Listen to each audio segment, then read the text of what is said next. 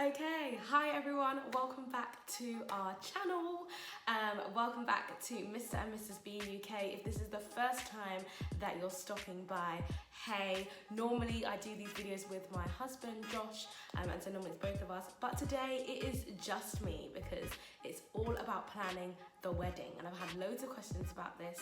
And so yeah, I'm really excited to just share how I plan my wedding, and I'm not a wedding planner, how I was able to do it successfully, and just enjoyed the whole process on the way. And so I'll be answering some of the questions that you guys sent me on my Instagram. If you don't follow me on my Instagram, you better follow me at Danielle Roxon. Also follow Josh at chairmanj_. So yeah, if you want to find out all about how to plan your wedding, if you are getting married soon, or you know someone who's getting married, or you just want to see and learn maybe a few things about how could I plan my wedding if I wanted to and save some coin, then you better keep watching. Don't forget to subscribe, like and share this video to your friends, your family, and yeah, people around, and I'll see you in a bit.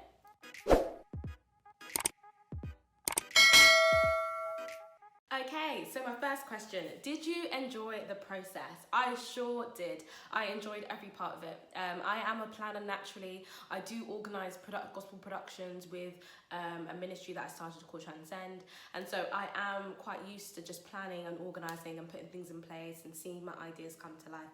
So in that stage, I did enjoy the process, also because I started extremely early, which you'll find out. I did enjoy the process as well because I just didn't really get as stressed because a lot of the things were kind of sorted earlier on.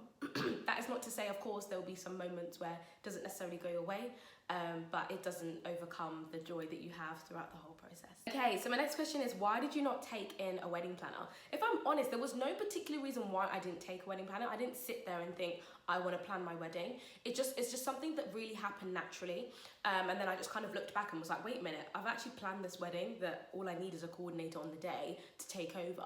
And because I had started really early, before I was actually engaged, but I already knew that, you know, marriage was on the cards and we had already spoken about it. We had that communication, it was very clear. And then I would see things that I like when I go to other people's weddings or parties or Pinterest. Shout out to my friend Maxine Iheezy. Girl, I'm shouting you out, because if it wasn't for her, when we were doing our internship, I probably wouldn't have thought about kind of seeing things earlier on and noting it down or picking things, and she kind of got me into that, like, you know, go on Pinterest, have a look at stuff that you want, colours that you like for your wedding, you know, and it really did help, because then by the time I got proposed to a year later and whatnot, things were just set in motion, girls. It was set in motion. Did you know what you wanted before engagement? I did know what I wanted, pretty much through the question that I answered just a second ago. I did know what I wanted, and that's just because I, you know, used my time to just take a few minutes, you know, oh, let's check out colours for this, or let's check out flowers for this, or let's check out, you know, what nice things are out there. So I didn't necessarily spend too much time looking at stuff that I wanted for my wedding, but, you know, I would just take note of stuff and be like, I like that, I'm gonna take note of that, check how much the price is, have it down on my notes, and before you know it, you have everything. So yeah, before I got engaged, I did know what I wanted. Actually, side note, I'll add in a little story. The day after I got proposed to, we went for a venue viewing of the venue that we actually had our wedding at. Me and my mum were looking at venue viewing before I got proposed to, but that's what I'm saying, backtrack again. Me and Josh had already communicated, we already knew that we were going to get married 2019 September. So we had that confidence to go and look. It wasn't just like, I want to be married, and so I start looking and going for venue viewing. No, we had that communication, but I just didn't necessarily have had the whole proposal just. How did you stay calm? I stayed calm because I had a coordinator. I'm telling you, even though I am a planner and I do plan productions, I do know that if I had to coordinate on the day of my wedding, oh my gosh, it would have been a nightmare. I wouldn't have been able to enjoy it because I'll be thinking about why the food is taking 2 minutes longer, or why I'm seeing Auntie not sitting down. Like, I would literally just get so frustrated. So I really thank God I had an amazing coordinator. Shout out to Ade. Ade is amazing. She's got a business all about wedding planning and all of that stuff, and she's phenomenal, and she coordinated my wedding. So I planned everything.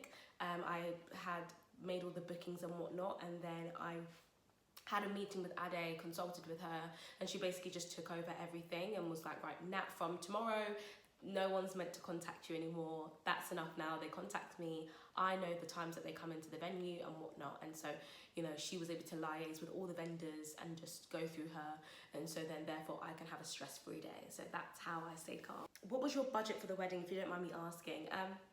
So I won't necessarily give you the exact figures, but I'll give you an average realistic cost. So for a wedding, it really does depend on what type, how many weddings you're having. Sorry, when I'm saying that, I mean just because I had a traditional wedding and a white wedding.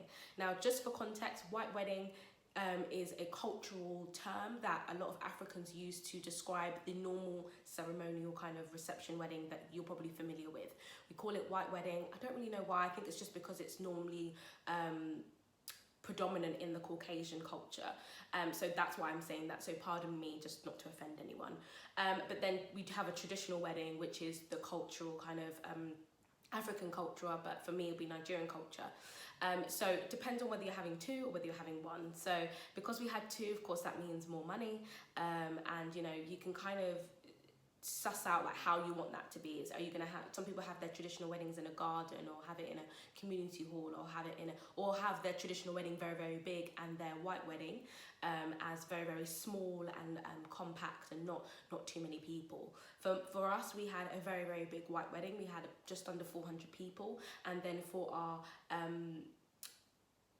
traditional, we had a very small kind of family focused wedding. It was very, very small, and so therefore we were able to save a lot of money on that side. So on average, you are looking at about 20 to 40,000 pounds, and that's just being really realistic.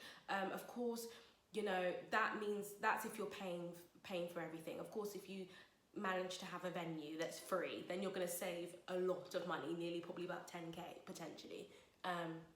On venues and food and drinks do have a high cost. So yeah, so I would say if you're trying to organise for your wedding, trying to put a budget together, I would look between that mark. But it really does determine whether you're having one, whether you're having two. It does determine whether certain things are coming for free or whether you're paying for that. It does determine how many people you're having at your wedding. We had just under 400 people. In the Nigerian setting, in my family, as in my cousins, uncles, aunties, that's not big. That's not big. Like, that's not big to them. But for me, that was really big. Me and Josh would have preferred if we had like 100 people, but we know that's impossible with a Nigerian family. Listen, if you know, you know. But yeah, so really. Did you have a coordinator at all, or even just for the day itself? As I've answered that before, yes, I had a coordinator on the day. We met up a few months prior, and then we would basically organise how everything will run. And like, she just literally would be like, okay, what have you got in place? What have you got in place? And because I had everything in place, she was like, right, cool, this is what's going to happen. This is where I come in.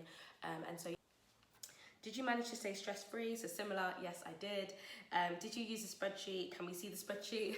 So I did use a spreadsheet. I used it on Excel, and then all the family members that, you know, were involved in kind of organising would be able to view that spreadsheet, and so everyone's able to see, you know, what costs are covered, and I'm able to see, oh, okay, green is completely paid, red is not paid yet, and things like that, and that really helps. But Excel spreadsheets is really just how you want to kind of do your wedding, but usually it would just have a list of all the things that you need to pay for. It will have how much it is, and then maybe that the total cost and who's paying for what, to be like quite quick.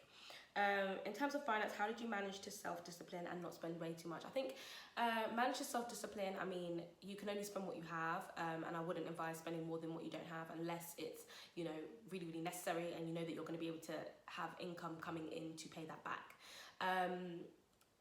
In terms of, for us, in terms of finance, we just had to really think realistically, what do we think is high value? For us, we're musicians, we love music, and so, you know, we thought we knew it was very important for us to pay for that and to have that ordered. So whether that's expenses or whether that's an actual fee, having a choir, having our band, and we wanted a certain quality of that, and we got fantastic quality of singers, high standard of musicians, honestly amazing. And so of course that would be money. Some people don't feel the need for that, and they might get a few people from their church or just their friends that can sing, and then therefore they save cost on that. So I think it really depends on what you put as value for yourself and for your wedding. For us as well, food, obviously, you know, we have, let's say for example, we have 350 people. We won't have 350, we won't serve for 350 people, we'd serve for 400 so that some people can get second, so that, you know, just having more than enough is much better than people going hungry. So things like that makes us be disciplined and decide that, okay, maybe we can cut back on this area, but this is a priority, this is a mandatory thing. And so we just had to kind of go back and forth on what we see as value and worth it, and then make the decision there. Where did you start? How did you know what things to even consider? So as I said before, there's a template on Google that usually, you can literally just write in like wedding planner template or something like that, or wedding plan template, and like literally you will just see it all there, and then you can use that on your Excel spreadsheet and follow through. And so that would be able to give you an idea on where to start. I remember actually where I started. I started from colours of bridesmaids, and colours schemes for colours of bridesmaids. I think that's where I started, and that was just quite nice and light. And then, you know, then you think of colours for groomsmen because you're thinking what would match, and then you start thinking of, oh, okay, so then then you start thinking of the decoration colour, and before you know it, you've done all of that in like 10 minutes because it all just kind of follows through. So that's kind of where I started from, but definitely use templates out there. What was the most stressful part and the part you enjoyed the most? The most stressful part, do you know what? I don't know. I can't really remember what was the most stressful part. If I'm honest, I don't really have a stressful part when planning the wedding, just because I planned it so early on that I can't lie, none of that was stressful. I think the only stressful part was the traditional, because I didn't actually plan the traditional, my mum did. And so with all of that, like, they'd be like, okay, we need to sort this out, and it's like, no, like, I'm planning this one, you worry about that one. So if anything, that was a little bit stressed, but just because it's like, it was just too much, you know. But other than that, nah, I wouldn't say I was stressed. But in terms of the part that I enjoyed in terms of planning, I would just say viewing the venue. I think viewing the venue and just knowing that this is the venue and this is the one that I love and it was beautiful. Yeah, I think that was really like probably the best part, just seeing that come to life. And for me, it was very mandatory that I have a venue that has like a hotel inside it, so that my guests can sleep there from the night before. My cousin had that a few years back, and I was like, that's exactly what I want. I want my guests to be able to just go into a lift when they're tired at 3 a.m. and go to bed and come down and have breakfast. And so that was really, really important for me. I didn't want just like a venue far away from where people can sleep, and we had like over 50 guests sleeping at the hotel. Okay, so I want to just thank you so much for watching this video. I hope that it's helped you in terms of if you were considering planning a wedding or wanting to find out how you could do that. Then I hope that this video has given you more insight on how I was able to do that. And so yeah, I want to thank you so much for watching. I hope that you enjoyed this video. If you did, please do give me a thumbs up. Please do comment and please subscribe. Don't forget to click that notification bell so that you get more videos of when we upload. There are more videos coming through and I'm so excited. So yeah, thanks so much for watching and I'll see you soon. See you later.